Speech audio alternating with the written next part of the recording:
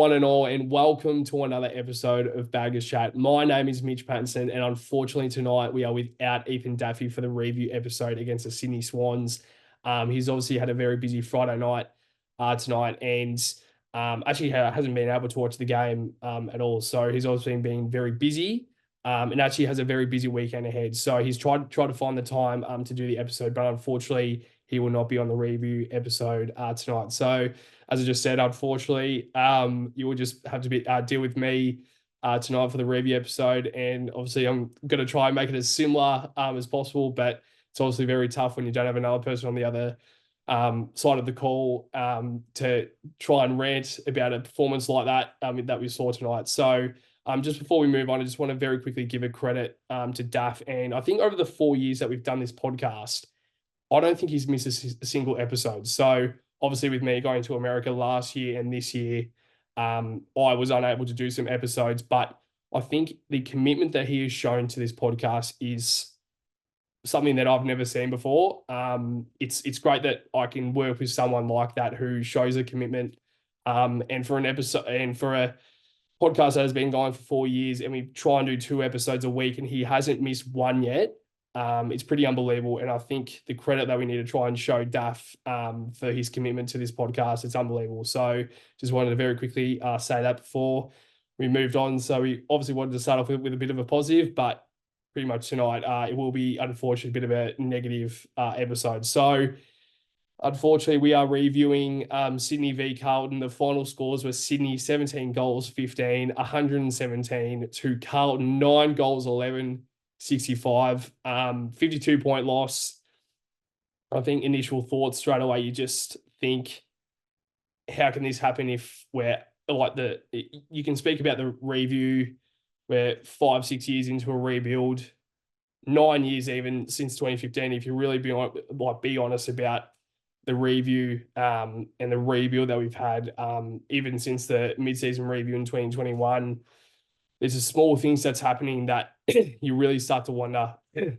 To swing now straight into the initial thoughts, it's been a while since we've obviously seen a game like that, where we've conceded so many points. I know that it happened against Geelong, but that was a very high scoring game anyway. But as I just said, I think it's been a while since we've conceded that many points, and we actually haven't been able to add it ourselves on the scoreboard as well. Like for us to concede 117 points tonight, but for us only to add 65 points to our scoreboard, it's really something that really, like, your mind does really wander. And a 52-point loss, and you can say obviously injuries tonight, crucial injuries. I think Wiedering going down 100%, like, that mattered with our defense tonight. I think as soon as he went down, it's not like the defense was really doing well before he went down anyway, because they were able to make a comeback halfway through that first quarter, and the second quarter was all theirs.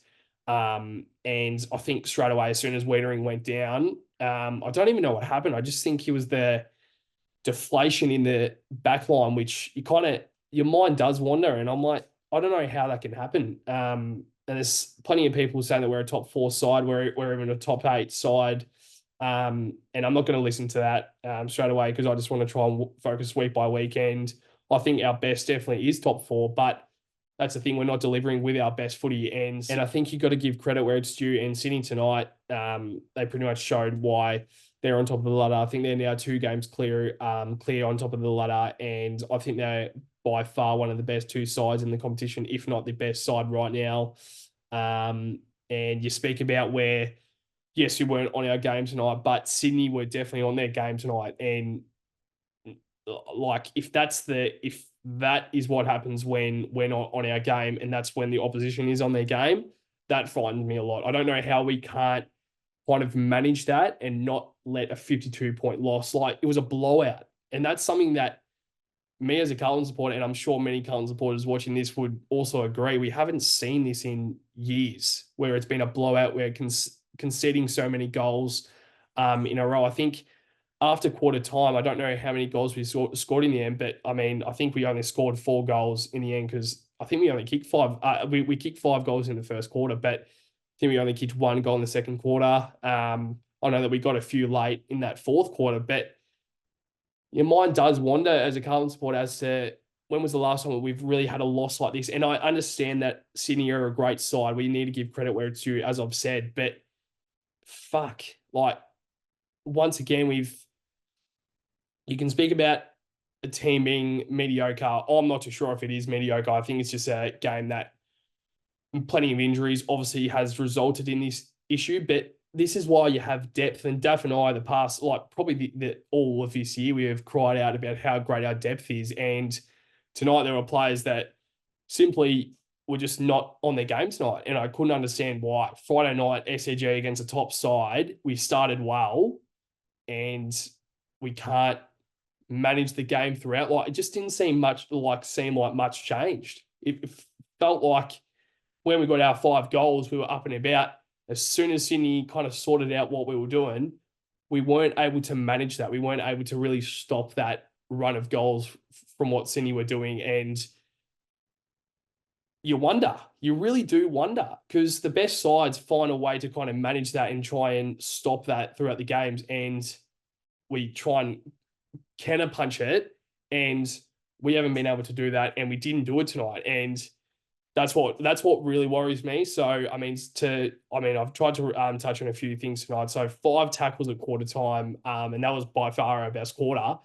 And we only delivered 5 tackles at quarter time. So you really think about that and you're like, Christ, like the pressure was great, but you look at the tackles, 5 tackles at quarter time, that's an unbelievable stat. So, like another thing I said is the ease Sydney had from end to end is, I said, real fucking frustrating. But just Nick Blakey, Ollie Florent off the half back, there is a lot of players there where they can get it from so easily end to end. And obviously that's their home ground, but we can't allow that.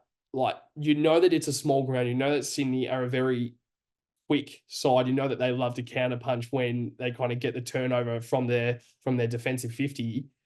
Why have we allowed that? Why are players so high up and they're expecting it to be so much longer like the MCG is not the MCG? And this is why Geelong dominated GMHBA. This is why Sydney are such a great side at the SCG, because they know how to play it. And the best sides in the competition know how to manage this. And once again, we couldn't manage it tonight. And there's supporters, and I don't ever want to shit on Michael Voss because he's one of the main reasons as to why we are talking about top 4. But there's small things that we watch on the TV, and there's small things that we see throughout the weeks and the games that we've watched, and there's small things that go through our mind as to how we can change this. And we haven't seen it. We have not seen it. So another thing that even Jacob said a few weeks ago, a mate of mine, where I go to a lot of games with him, and I've tried to speak to him a lot tonight about it. And I want to actually see a broken tackle stat being brought out in the AFL, because I reckon Carlton would be leading that stat. The amount of broken tackles we have seen over the past 2 months, I reckon, it is unbelievable. We cannot lay a tackle. I don't even know. I'll pull that off from my scarf. But we cannot even lay a tackle. And it's something that I don't know if there's been, like, there was one passage where I think Chad Warner pushed off 2 guys so cleanly.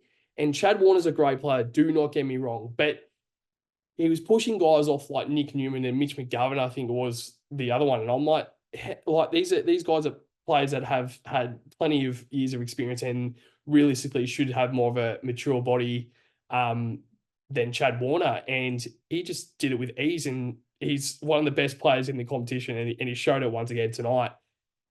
But yeah, I mean, the last point on the initial thoughts is this is a crucial part of the season.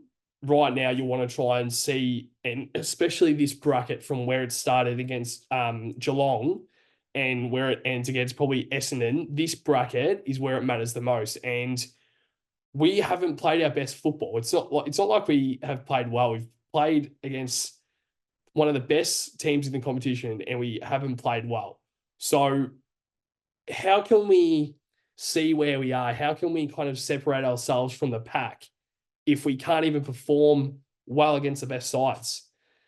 It's something that I mean, obviously you can hear it in my voice as to it's more confusion. And I think with Daff on the episode, we could speak about it for hours and hours on end, but I want to try and keep it as short as possible. But I could speak my mind about this tonight because I was watching on the TV, and I reckon by about halfway through that second quarter, I was like, what is going on? What is going on? So, obviously, I think there were obviously a lot of negatives tonight, and one of the injuries was Jacob Weering. Now, it seems to be a corky, so a corky to the thigh. I'm not sure if it's anything worse than that. But he wasn't really moving very freely through that second quarter, and they just and it just seemed like they bit the bullet, if that's even a word. And they subbed him out for the third quarter. So once again, as I mentioned throughout the episode, I don't know if that may have had a impact on what happened in that second half, but it doesn't matter because every single team has to deal with key losses in games, and they find a way to manage it. Tonight, we didn't manage it, and it's quite simple. So I'm not going to spend too much time on Jacob Weitering, but yeah, I think he's obviously a key out. But let's just hope he's all good to go next week. So we are now going to move on to a bit of a statement that I realised throughout this game. I think it was about halftime when I actually wrote this down. And I think Carlton are a very fast starting team, which is great. Like last week we saw it, we were 30 points to 0 at quarter time. And tonight we let Sydney kick a few goals towards the end of the first quarter, but we kicked the first 5 out of the 6 goals to start the game. And for the rest of the game, from second quarter to the fourth quarter, we managed to kick 4 goals after quarter time. Let that sink in. We kicked 5 goals in the first quarter within 27 minutes, 28 minutes. And for the rest of the game, we kicked 4 goals. And Sydney, I don't even know how many goals they kicked in the end, but I know that they kicked 17 in total, but however many goals they kicked after quarter time, I don't know how that can happen. And once again, we go back to the defense, where if we manage to concede that amount of points, that's fine. But add it back on the scoreboard, we didn't. We scored 65 points in the end after kicking 5 goals in the first quarter. So, it's obviously quite tough to speak about it with no one else, but I don't know where everyone else's head is at. But tonight, that was the first thing I saw, where 5 goals in the first quarter. Yep, great, awesome start. Conceded a few goals towards the end of that first quarter. Yep, that's fine. But as we've mentioned, we haven't seen a loss like this where we've conceded so many points, but also we haven't been able to hit the scoreboard. It's usually we can't hit the scoreboard, but at least the defense is holding up and we aren't conceding as many points. Tonight was the complete opposite, where we conceded pretty much 117 points, which I'm sure if I was Michael Voss tonight, if I was conceding 117 points, that isn't good enough to start with. So the defense was absolutely putrid tonight. But on the other side of it, 65 points we only scored from the other side. And they don't have one of their key defenders down there in Tom McCartan, and we are unable to score more than 65 points. Once again, I've mentioned it a few times throughout this episode. It's fine if we can concede 117 points, but if we can't put it back on the scoreboard, that's when I get furious. And I'm sure Michael Voss would be Michael Voss seems very much like he's defensive first. If the defensive system isn't working, he's in place. We saw it against the Cats when I think we kicked 103 points and they scored 118 points, and us as Carlton supporters were like, oh, that's great. Like it was a great game of footy, very high scoring. We kind of match it against the best in the competition, and we were kind of like, it was a pretty good game, pretty excited to see what Michael Voss would say in the press conference, and he was absolutely furious, and understandably so, because his team conceded 118 points. Now, I haven't watched the press conference tonight. I probably should have, because I wanted to try and see what he would say before I did the episode, but I would assume, going off what that Cats game was, and tonight to concede 117 points. And you kind of look at it and you're like, okay, well, Adam Sard is obviously probably the only player out of that back line where you would slot straight in. But I think Sardi doesn't offer overly much in the defensive system right now because Chin Cotter is doing the Sard role. So when Sard comes back, I don't know what happens there, but Sard is obviously one of our best defensive players, but Chin Cotter is covering that Sard defensive role. The only thing that we're missing is the Sard offensive role. So I think his defensive role in terms of locking down a player, that's what Chin Cotter is doing. But on the other hand, our offensive role of Sard is what we're kind of lacking at the moment. But if we were lacking that, we would still not be conceding 117 points because Chin Cotter is doing his absolute best. So, I mean, once again, like you think about it and you're like, what could this problem be? And I think you start to realize as to how important Jacob Weitering is in that backline. But you think it to the Geelong game, same thing happened. 118 points, and Weitering played the whole game, and that was also with Lewis Young. So straight away, yeah, really do wonder as to why this does happen. And I'm sure for the preview episode next week, yeah, I think we'll find out more over the next few days when we listen to Vossi, listen to the players over the next few days, and to kind of reflect on this performance a little bit more. We'll probably find out a little bit more as to why this defensive structure and what's happening there. But I think a lot of people would say like the offensive tonight, like the offensive system wasn't great tonight. But my eye goes straight away to the defensive system and conceding 117 points. I've said it a few times tonight, and you can probably imagine how mad I am. 117 points just is not good enough. So we're now going to swing straight into a few key stats. So I wanted to go through the AFL app, and there was a few stats that really caught my eye, but I'm just going to touch on a few now. So hitouts 38-22 in Sydney's favour. So we obviously have two ruckmen.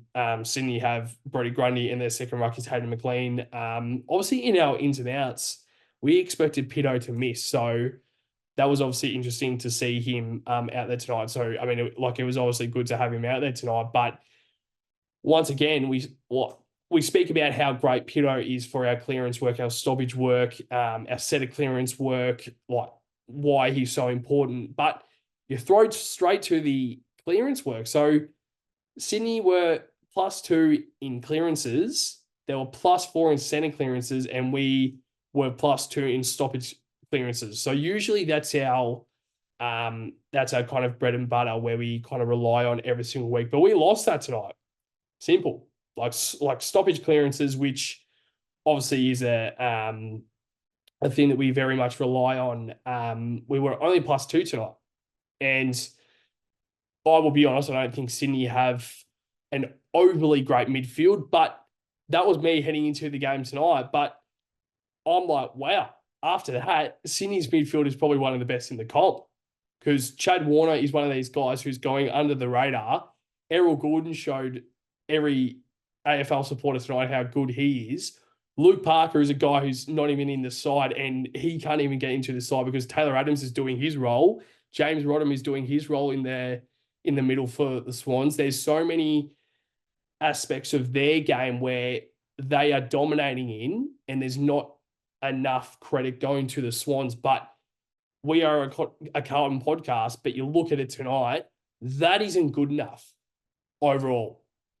Like, this is our bread and butter. This is something that we always rely on, and we lost it tonight. And I understand we had personnel out, but you bring in Jack Carroll where it's a depth player. We all love Jack Carroll. We all speak about how great Jack Carroll is. He's meant to come in and cover that Adam Cerra role. I think he did his best, but he started as the sub anyway. So one, you're losing pace because Cerra's coming out. You bring George Hewitt in. You've got Cripps, Walsh, Hewitt, and Kennedy in there. Elijah Hollands rolled through there a few times tonight, which I think he played a really good game. I think he had 24 touches, I think tonight. I'll check it later on. But yeah, there's plenty of things that. One thing I will say is the past few weeks, I think we've been like last week against Melbourne, we were definitely lucky to get away with that win. I think we were due for this type of loss. I said it to Daff off air last episode, and I think we were kind of due for this type of loss. And I'm just hoping that this loss will be a big reality check. And next week, we can come out and we can really show ourselves once again. Because I don't know how to see this performance. I think there's a lot of people that would be extremely angry. I'm completely for that. I'm angry. Every Carlton supporter would be angry tonight, especially coming up against one of the best sides in the competition.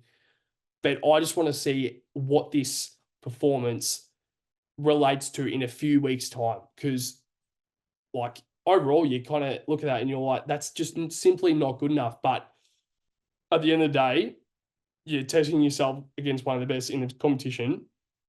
Pardon me in my voice. Yeah, playing against one of the best sides in the competition and you perform like that, that scares you as a Carlton supporter. So let's now stick to a few more key stats. Minus 20 in tackles. We mentioned it at the start of the episode how we only had 5 tackles at quarter time and we were minus 20 in tackles. And Sydney had more of the ball.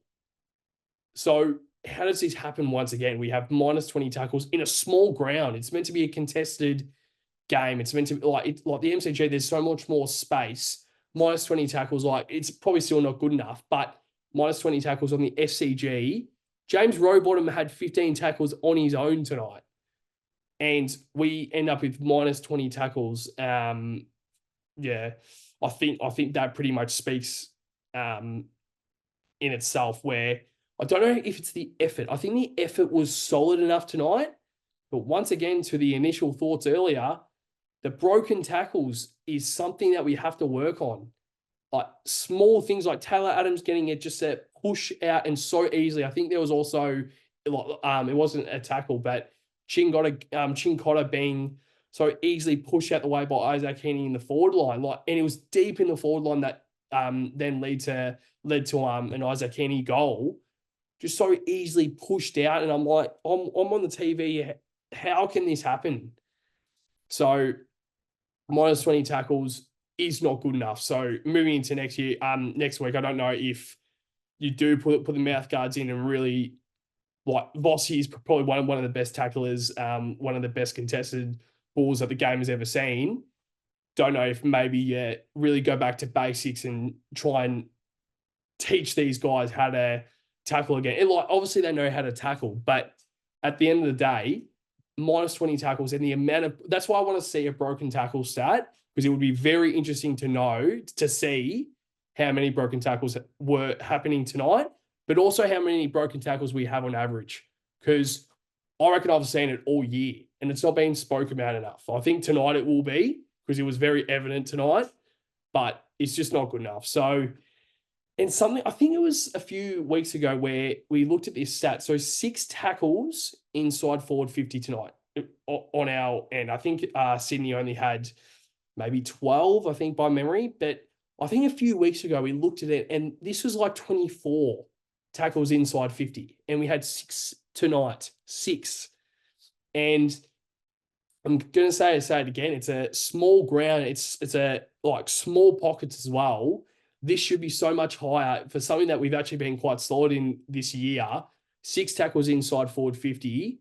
This is something that needs to be improved on. And for us to only get 6 tackles inside our forward 50 simply is not good enough. So now the last thing that I'm going to say is 40% efficiency inside forward 50. And I looked at Sydney's stats, so I wanted to make sure that this was around, I wanted to see if this was around the same percentage or if Sydney was very high, very low. I just wanted to see. So Carlton were 40% efficiency inside forward 50 when Sydney was 58% inside forward 50, efficiency inside forward 50. So once again, I think the word speaks for itself where I think Sydney's skills tonight were just so much cleaner than ours. And I don't know if it's because it was quite dewy tonight or to me on the TV, it looked actually quite quite pleasant. It didn't really look like a slippery ball at all.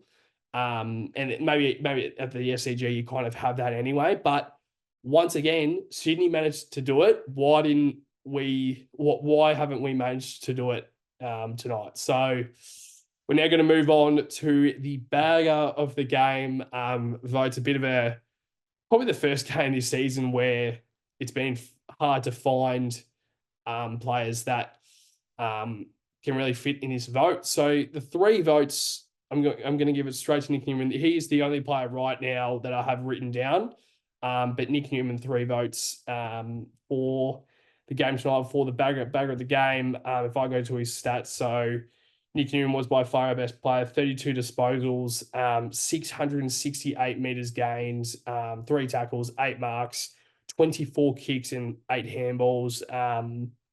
And also his time on ground was 85%. So you look at that and you've got a guy down there who obviously is a very big leader in that back line. And you think, once again, how this can happen, how this onslaught of 117 points conceded, how this can happen when you've got a guy like Nick Newman in the back line. So shout out to Newey. I think he played a great game tonight, and I think he's been quite underrated this season. So I think he was very solid tonight.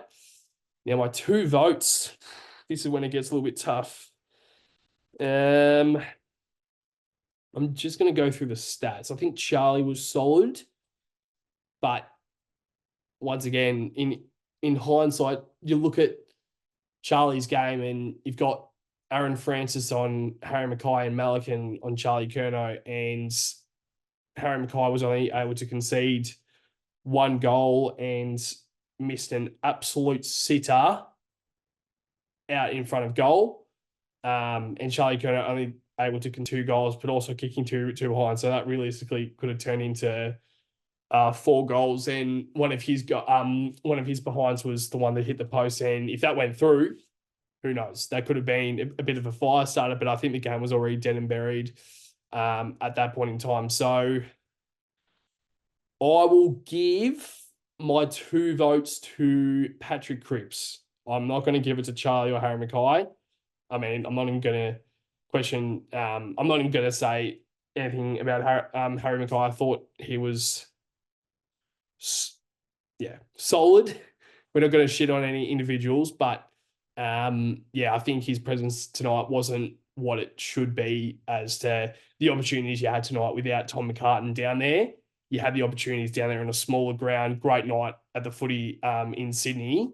You didn't have you had the opportunities down there, and unfortunately, you did not execute. So that's just not good enough. So, I'll give my 2 votes to Paddy Cripps, and my 1 vote, I'm actually going to give it to Elijah Hollands. Now, it might be a bit of an interesting one. There goes the camera. I don't know why I just banged the table. Sorry about that.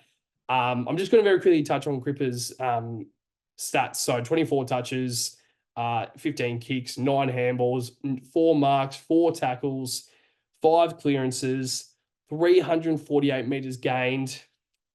Solid, but not really up to a standard of Nick Newman, which had 668 metres gain, and also time on ground 80%. So, solid for a game that wasn't really in our favour whatsoever. I think he is a guy that played solid enough tonight, but once again, not good enough. Like, even Nick Newman, he had 32 touches, but I think there are a few gimme touches.